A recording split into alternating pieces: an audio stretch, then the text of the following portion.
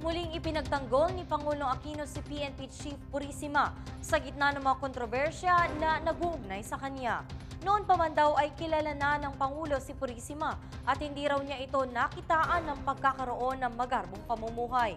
Tikom naman ang bibig ng palasyo sa suwestyon na isa ilalim sa administrative leave ang PNP Chief.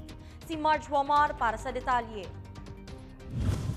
Muling dinipensahan ni Pangulong Benigno Aquino III si Philippine National Police Chief Alan Purisima. Ito ay sa gitna ng mga isyu na ibinabato sa kanya, kabilang na ang magarbong pamumuhay at pagkakaroon umano niya ng mga mamahaling ari-arian. Ayon kay Pangulong Aquino, noon pa man ay kilala na niya si General Purisima simula noong pang 1987. Si Purisima raw kasi ang naging presidential guard ng kanyang ina na si Corazon Aquino. Hindi raw niya ito nakitang naging magarbo. Ayon pa sa Pangulo, hindi muna siya magdedesisyon sa issue hanggat hindi pa niya nakikita ang ebidensya at reklamong inihain sa ombudsman. Samantala, ayon kay Presidential Spokesperson Edwin Lacerda, hindi raw niya alam kung alam ng Pangulo ang kabuuang detalye ng issue hinggil kay Purisima. Mas mainam pa rin daw na hintayin ang pag-uwi ng Pangulo galing sa Estados Unidos dahil nakafocus ito sa kanyang mga tungkulin sa ibang bansa sa panahon ngayon. Hintayin na natin pag-uwi ni Presidente Aquino dahil his focus on his commitments abroad.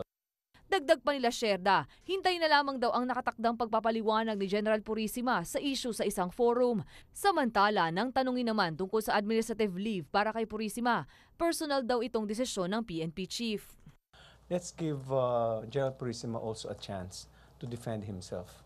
As in anybody, as in anyone who has been accused, there's always every person enjoys a presumption of innocence. Sa ngayon, paninigurado ng palasyo na hindi makakaimpluwensya ang posisyon ni Purisima sa isinasagawang investigasyon ng ombudsman, maging ang pagkakaibigan nila ng Pangulo upang magkaroon ng patas na investigasyon sa nasabing issue.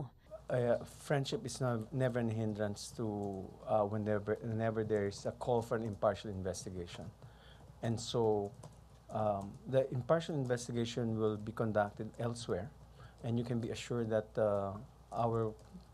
the President already mentioned yesterday in the Harvard Forum that if there are any allegations, the courts are open. You can always file a case in court. Matatandaan nagsampa ang isang consumer rights group ng kasong plunder, graft at bribery laban kay Purisima dahil sa hindi umano maipaliwanag na yaman nito. Kabilang ng 25 million White House na official residence umano ng PNP Chief. Ako ang inyong kaibigan, Marge Wamar para sa Newslight.